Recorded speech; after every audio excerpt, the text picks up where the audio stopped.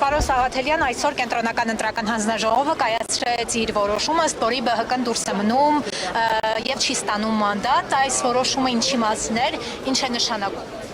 Այս որոշումը հերթական խուժանության հանցագործության մասին էր, դեռ շարունակում է Կենտրոնական ընտրական հանձնաժողովի նիստը եւ այդ վերակվեարկության հարցին պետք է անդրադառնան, բայց այն ինչ որ այս օրերին տեղի ունեցել Կենտրոնական ընտրական հանձնաժողովի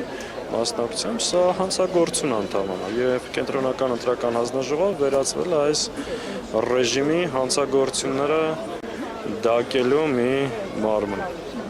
Պարոն Սաղաթելյան, ըստ էության, եթե Բարգավաճ Հայաստանը չի անցնում խորհրդարան, իշխանություն ունենում է իր ցանկացած 3/5-ը,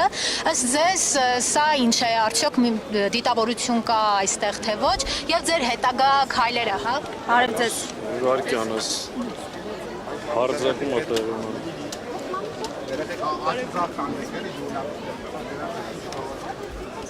Հիմա նորից ասա հարցը։ Տեսեք, պարոն Սաղաթելյան, ըստ էության Բարգավաճ Հայաստանը եթե չի անցնում խորհրդարան, իշխանությունը ունենում է 3/5-ը, ձեր հետագա քայլերը, հա, եւ արդյոք այստեղ դիտավորություն տեսնում եք։ Իհարկե տեսնում եմ, ակնհայտ դիտավորություն է, ակնհայտ էս ամեն ինչը արվում է նրա համար, որ իրենք փորձեն խորհրդարանում 3/5 ունենան։ Իսկ քիչ առաջ որ ասում եք իրենց ցանկությունը առհասարակ սահմանադրական մեծամասնություն ունենալն է։ Ակնհայտ է, որ չնայած գործադրած ջանքերին, հսկայական ապօրինություններին, ընտրախախտումներին, ինքը չի կարողացել իր նպատակին հասնել եւ փորձում է ասենց արդեն բացահայտ խուժանությունը, սահմանադրական կարգը տապալելու փորձ է։ Այն ինչ որ արվում է հիմա ու այս իշխանությունների կողմից փորձելով իր վերարտադրությունը ապահովել։ Սաղաթելյանի վերջո բոլորին այս հարցն է հետաքրքիր, Հայաստան դաշինքը մանդատները վերցնել է թե չէ։ Դեռ այս պայն այդ չի հետաքրքրում մարդկանց, դա երբեմն նաև արհեստական օրակարգ է, մարդկանց հետաքրքրում է ընտրությունների արդյունքները չեղարկվելու են թե չէ, վերակվեարկություն լինելու է թե չէ, ինչ պատկեր ենք ունենալու։ Այդ հարցերից հետո մենք դրա պատասխանը կտանք, այս ընթացքում էլ շատ հստակ ուղիղ արտահայտվել ենք, որ դա միայն մեր որոշելիքը չի նաև, ընդդիմությունը պետք է միասնական որոշում կայացնի, հանգամանալից քննարկենք ստեղծված իրավիճակը, հնարավորությունները, եթե վերցնենք, ասել ենք, վերցնում ենք ինչ անենք, եթե չվերցնենք, այդ ժամանակ ցույց ենք տալու չվերցնելու ճանապարհը։ Մենք խոսելու ենք մեր հանրության հետ, մեր ընտրողների հետ, բացատրելու ենք մեր որոշումը։ Այս պահին մինչև որոշակի քննարկումներ եղել են, բայց սպասում ենք այս արդյունքներին։ Ակնհայտ է, չէ՞ որ սրանից հետո դեռ այսօրով չի ավարտվում process-ը, տեղի ունենալու սահմանադրական դատարան։ Պարզ ասեմ, մենք հիմա առանձին ուսումնասիրություն ենք իրականացնում։ Գևամ Մանուկյանը որոշակի ակնարկ արեց այդ մասին, բայց հիմա մենք ուսումնասիրում ենք նաև քվեարկող հայրենակիցների ստորագրություններն ենք համեմատում։ Այսինքն process-ը գնում։ Պարոն Սաղաթելյան, ամեն դեպքում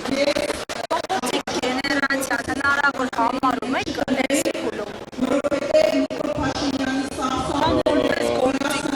Նաև դրագի Երբեք փողոցային պայքարի չի կարելի բացառել եւ երբեք չես կարող հաջողության հասնել առանց փողոցային պայքարի։ Այս իշխանությունը գոյություն ունի, այդ լեզուն է հասկանում։ Հիմա արդյոք դրա հնարավորությունը կա, մենք կգնանք այդ ճանապարհով, ինչ պետք է ձեռնարկենք։ Դա իրոք պետք է քննարկենք մեր մյուս գործընկերների հետ։ Հայաստանից հայտարարեցին, որ պետք է չեղարկել ընտրության արդյունքները եւ գնալ նոր ընտրության։ Հայաստան դաշինքը ևս այդպես է կարծում, եւ ինչն է խանգարում Նիկոլ Փաշինյանին այս անգամ սահմանադրական մեծամասնություն չհավաքելու։ Այդպես է պահանջը եւ Կենտրոնական ընտրական հանձնաժողով եւ սահմանադրական դատարան, որ մենք դիմում ենք ընտրության արդյունքները համարել ճանաչելու արդյունքը։ Իսկ դու պատկերացրեք մի իրավիճակ, Կենտրոնական ընտրական հանձնաժողովը չեղյալ է հայտարարում արդյունքները, ու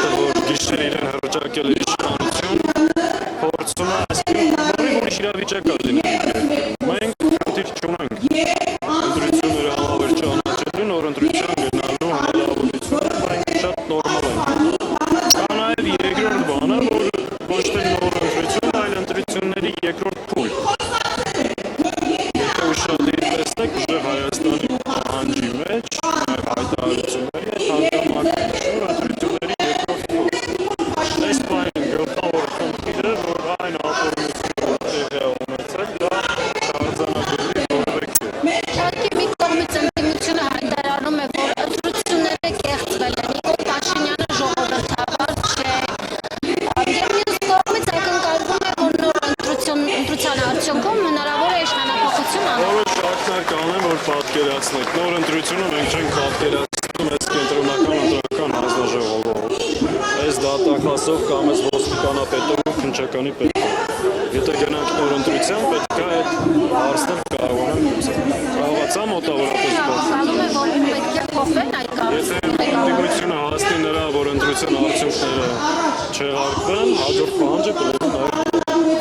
Շնորհակալ եմ։